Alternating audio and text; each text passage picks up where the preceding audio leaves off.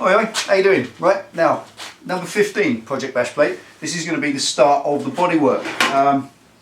Now obviously ever since I started this, ever since the beginning, I've been just doing one thing after another on fabricating it. That's all the steel work and getting the metal itself in one piece. And as you saw in the last video, it's fitted. It is now, it's fitted, it's now a finished item. As far as metal working is concerned, I'm just going to have to drill some holes in this back edge today, let the water out. Obviously when you wash it, or rainwater is going to sit in there and rot its way through, especially since it's got a lip round it. So I'm just going to drill a few more holes. Apart from those, that is ready now to start putting coatings and finishes and stuff. Now that brings me to the next thing. It's having a little clear up at the moment. The last 13 videos, money figures, the last 13 videos or so have been, 14, have been just making the bash plate itself, and gradually, as you can see, you know, you don't put the tools away if you're going to use them in the next one, so you end up with a bench that looks like a bomb's gone off. So I'm just coming to clear up, clearing everything away so I can get the other kind of stuff out, and that's the stuff for painting and bodywork. So there we go for now. It's just going to be a little bit of fun with the bodywork today. First steps, first stages. So that's what this will be. So as they say, stick around, stay tuned, and see what happens on this one. Right, there we go. That's tools away. Now, from this point forward, I'm doing bodyworking. It's a completely different discipline. It's about getting that thing there to look half decent. I have mentioned, I've thrown it out there about this plastic dip, and I've got loads of feedback from you, and I really appreciate that. That's made a big difference. The stuff, this plastic latex spray-on stuff, seems to be quite a good product. I'm hearing that you guys are spraying it on your alloy rims over the winter to protect them, then ripping it off, etc., and that it does deteriorate. And obviously the area this is going to be on the bike, curved underneath that front edge, it's going to get grip blasted straight on there constantly. So how long it lasts, we don't know. It's going to be an experiment, but I want to use the stuff because another reason I want to try using it on that is that I'm going to use it on the Tiger. Now, the big ginger Tiger, I don't really like the orange. I love the bike. Everything about the deal was right. It was the right price, it was the right product, it was the correct machine for what we wanted, and the history and the servicing and the great condition, and everything's correct except the bloody colour. I just hate that ginger orange, but that's not a problem. We plasted it. I'm going to paint it. It's going to go matte black, and the great thing is it won't be a rat. It will just be a nice smooth matte black finish, a bit like these wrapped cars you see. So I want to experiment first of all, then I'm going to do that, then finally as I'll work the two projects through together, I'll do that at the end. Now, something that was said this morning by one of our viewers, a chap called Ed Mellor. Thanks Ed, I really appreciate this piece of information because I kind of hadn't thought of it, and that is that this plastic dip stuff is grippy and it grabs hold of the surface underneath it. That's why it sticks, and when you peel it off afterwards, it's going to take off anything that's not fully bonded. So what Ed suggested was make sure that anything you paint on is completely cured, fully bonded onto the job, because when you peel off the plastic dip afterwards, it could take it all off with it and ruin your underpaint job that you're trying to protect, which would be a disaster. So thanks for that, Ed. Didn't really think of that at this point. I might have got to that point when it comes to put the plastic dip on, and that might have been too late, because it's now that I'm going to take extra care with what I do. Every layer of product that I put on that metalwork, I'm going to take care to make sure about the bond, more so than I probably would do on something that's just a decorative panel, which really that's all that is. It's going to get bashed around and it will get damaged, but point is, no point to make it any less than perfect when you first fit it. So that's a great point. Thanks Ed Mellor, I really appreciate that, my friend. That's really the sort of thing that YouTube's about, sharing this information. I absolutely love that, and I'm going to be doing something specific this morning that I wouldn't have done. So there we are. I'll show you that first. I've got some test tiles that I'm going to prepare as well, so that I can do some testing with a different paint along the way that's not on the job. So stick around, stay tuned, that's what this one's all about. Let's get stuck in. Game on. Stand up right, there you go. Right, I mean, it wasn't just Ed that came up with that demon idea, it was also my mate Skullbuggery. Came up with an idea that underneath the plastic dip, it was going to be matte black. I was just going to spray the whole thing matte black and then put a plastic dip layer over the top.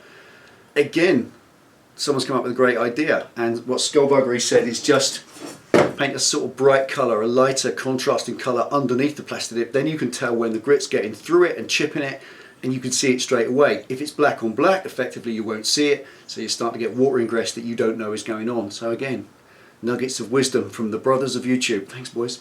Right, this is just about cleaning these up. These are a couple of little offcuts of steel from the job, and I'm just going to use them. That's 4 sides, so effectively I can do 4 bits of test before I start sacrificing the job itself. I'm just going to take these up because they're all sharp on the edges where they've been cut. Just going to clean them up a little bit so they're ready to use, and then start heat that, start blow lamp some of the grease off it.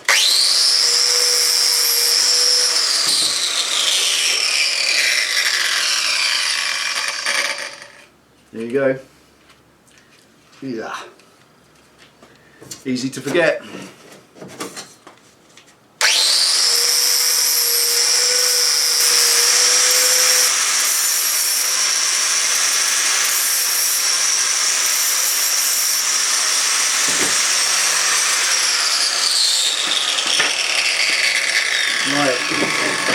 That's made those nice and friendly to handle now. It's not going to lacerate the dermis. Next thing, very quick, there's quite a lot of wobblage around there where these welds have penetrated and kind of swollen and pushed the metal that way. So I'm just going to clean that front up a little bit. That's all wobbly and wibbly wobbly there. So get that nice and smooth next, and then it's just a few final holes in that before we can actually get the blow lamp out. Let's go, babies.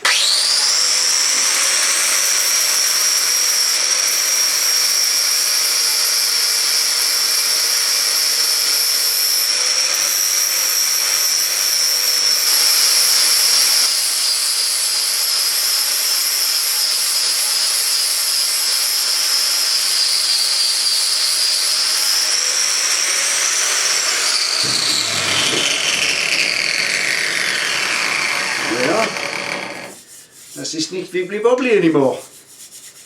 Much better. Bit less work to do with the bundle. Right, that way, quick holes drilled. Get a drill set up. Now I reckon just in the corners. Inboard. 1 hit.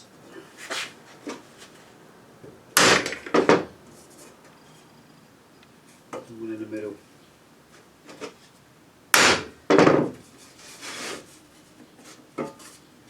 Put one right there as well. I know what's going to happen. If I don't measure that, it's going to bother me. What are we? 6 across. Here we go. In the middle.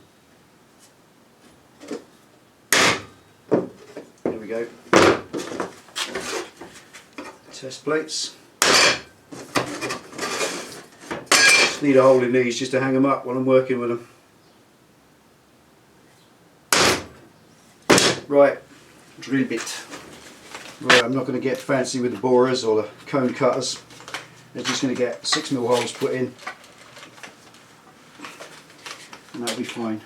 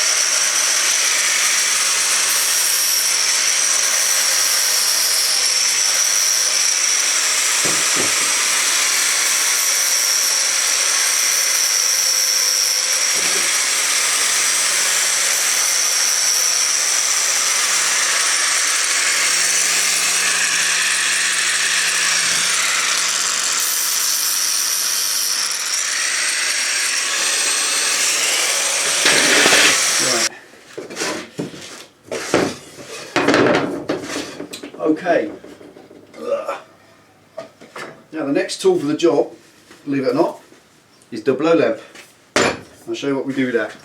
Right. Now through the top. There we go. Let's warm it up. Isn't that cool? I love that. Now, the principle of this is that rather than thinners or some sort of chemical degreaser on the panel, I'm just going to use heat, and that will take off every bit of grease, every little bit of anything that's on it at all, and it will completely oxidise anything liquid that might interfere with the paint finish. And then all you've got to do afterwards is give it just a little spirit wipe, if you can hear me. Love this. Right, so we're throwing you around. As you can see on this, the way the metal blooms when you heat it, that's taking off all the moisture. Any grease or oily handprints, residue from welding, anything, it's all getting oxidised. And you heat the panel up, just burn it all off. Just ensures there's nothing left in there that's going to work its way out through the paint later on. You kind of see it. Sometimes you can see it, sometimes you can't.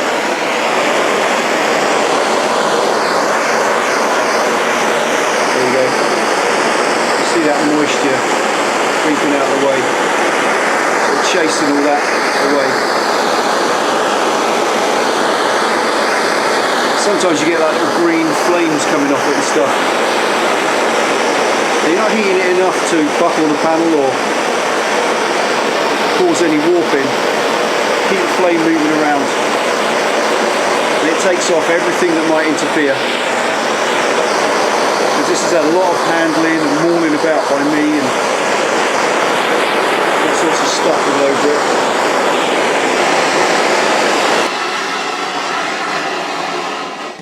Right, there we are. Now that's pretty straightforward, isn't it?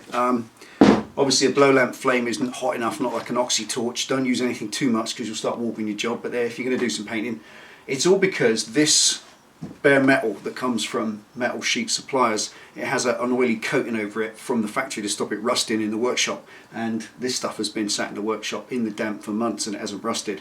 So in that sense, you're kind of not making it red hot, you're just making it a little bit too hot to touch. So what I'm going to do now is let all that cool right off naturally. Don't go quenching it because it will just buckle and heat up and you'll just make a mess. I'm going to let that cool right off naturally and then make a quick cup of coffee in between. And it's the first stage of Bodywork. See you in a minute. Okay, next stage is the holes in the back, the little dints. There, these little bits in there, all these little crevices, they are going to fill up with fluid, water, whatever, washing, even anything at all, and they're going to stay there and they're going to rot their way through. So rather than just paint over them and still have water sit in those little nooks and crannies and fester itself away, I'm going to fill them. I'm just going to spread. It's not going to look nice because on the inside don't matter, but the idea is I'm just going to use some of this P38, we call it in England, you call it Bondo in the States, and I think it's got a dozen names around the world. Just body filler. I'm going to just spread it in that gap. Literally a nice slide down. In the past I've used silicone and it don't work. I did it on the nose chin spoiler thingamabob that I made for the Harley, and I put silicone all in those little gaps, great, and about 2 years later, the guy who owns the bike now said, a couple of years later, it just came out like a big spine of a creature. This big lump of silicone, and there was rust in behind it. So it doesn't work. Silicone isn't the be all and end all. So I'm going to use filler this time. Just going to spread it in that gap, fill all those little nooks and crannies up, and then smooth over it so the water's just going to run off. So that's the first thing. Get some filler into the back of that. And those little gaps, where is it? There's a few little gaps there where the lead didn't quite get in, and they'll just get a little thumb spread in. And that's still a bit warm actually. So while that cools off, let's mix up some filler and get cracking. Good thorough mix. You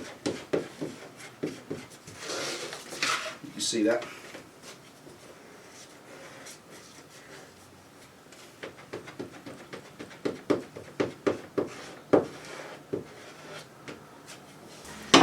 Okay, all it is, just going to spread it in to those gaps, just to fill them up and preserve or prevent, sorry, any water from getting in there at all. And I know this stuff's waterproof. I've never had rust getting behind this stuff.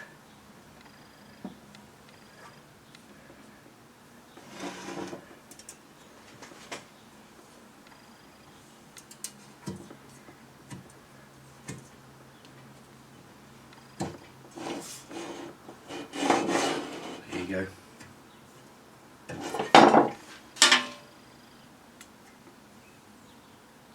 And it doesn't have to be too pretty behind here, because it's not going to get seen. This is prevention, preparation if you like.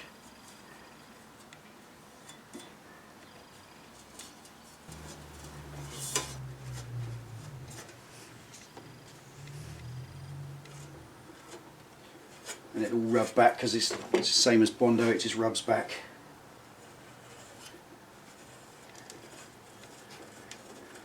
About rubbing it in there, massaging that stuff right into those little gaps. And it is pretty permanent as well. It's not going to fall out.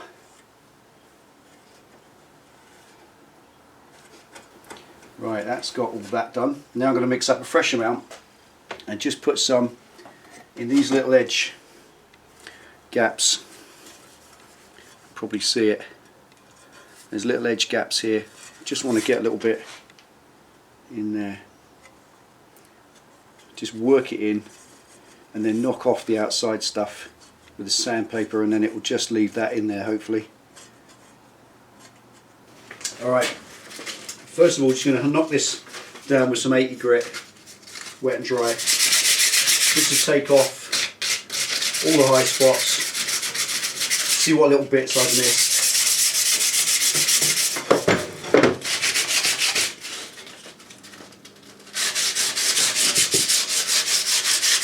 Before the second layer, as it starts to get a bit such a mess you can't see where you are.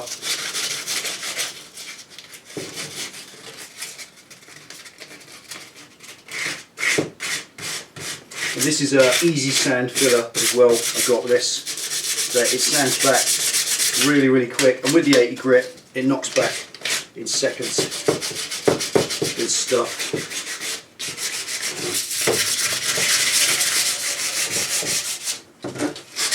Just give those a little back.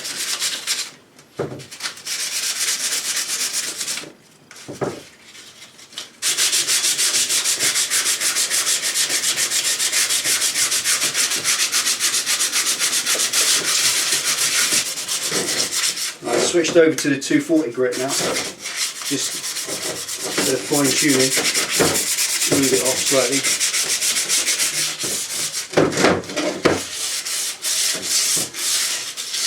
Go right to a pin.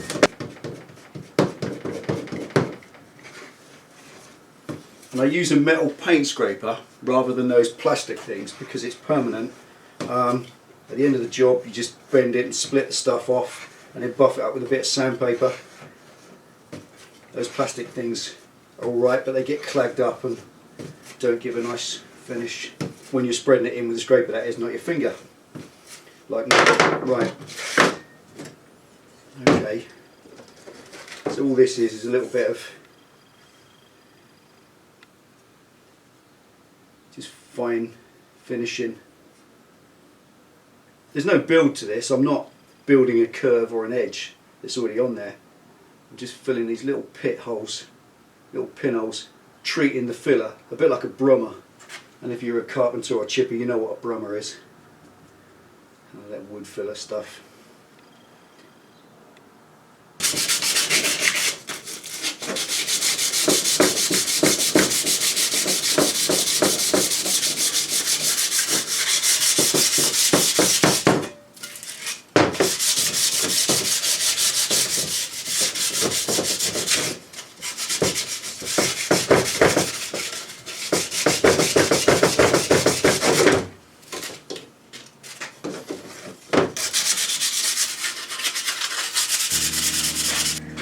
clean up. Now the final little bit that I just want to put in is in this front section here. I just want to put a little bit on the front, purely because there's some little dints there which I just want to fill in with just a little tiny bit of this.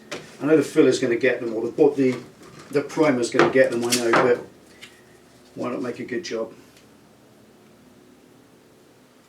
And it will just be the last little bit today to let this dry off with a little thin coat of etch primer over the top, just to seal it, because once you've degreased it with that blow lamp, it is prone to rust almost immediately, even in a dry garage.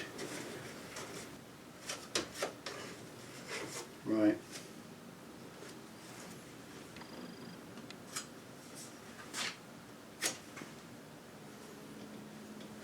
Just in these little dints in the front, and they're marks that are left by the welder as sort of suck the metal back. Just a little too much heat, but it's not difficult to get around, and you just block those instead of hand sanding them. And you probably take 99% of this filler out now, but it's just there because it's kind of, why not? May as well make as good a job as you can.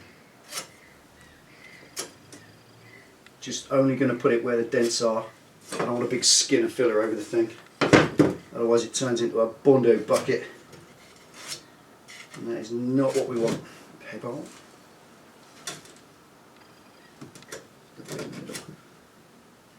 That's it. Right. Right. Little flat bottom tin. This is what you have.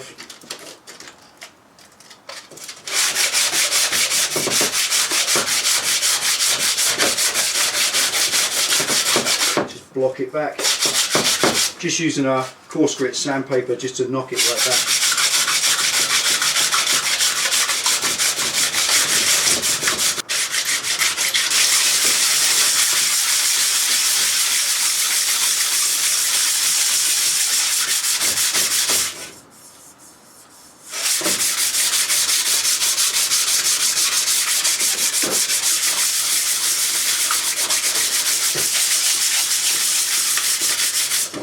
Right, and as you can see, that's the way that works. It kind of leaves all the low spots catered for. It's not perfect, but I'm going to get some primer over this before I do much more, because I can't really see what I'm doing. I can't see where the low spots are, so I need a little guide coat on it just to work it out. But that's it for now. Let's have a little clean up.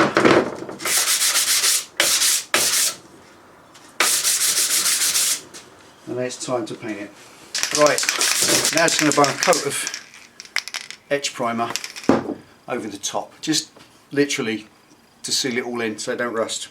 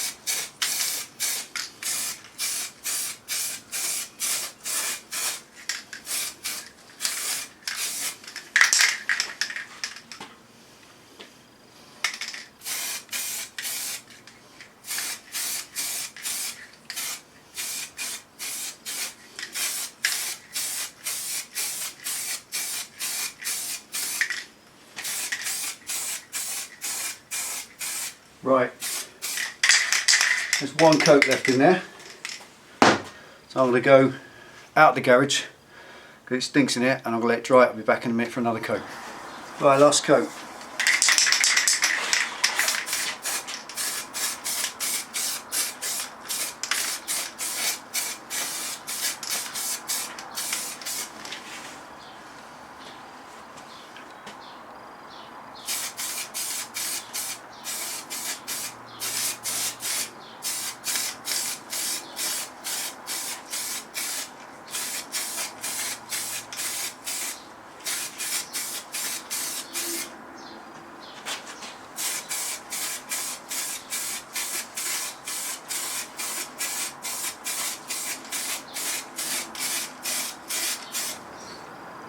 Right, there we are. That's about it for today. Now, as Ed said, it's important that this bonds to the metalwork really, really well. I can't afford to have this all pulling off when I start pulling off any Plastidip that I might replace in the future. So that's going to have 48 hours to cure for now. Primer takes an hour and then you can paint over it. But fully curing 2-3 thick coats of primer is probably going to take 24, so I'm going to be at 48.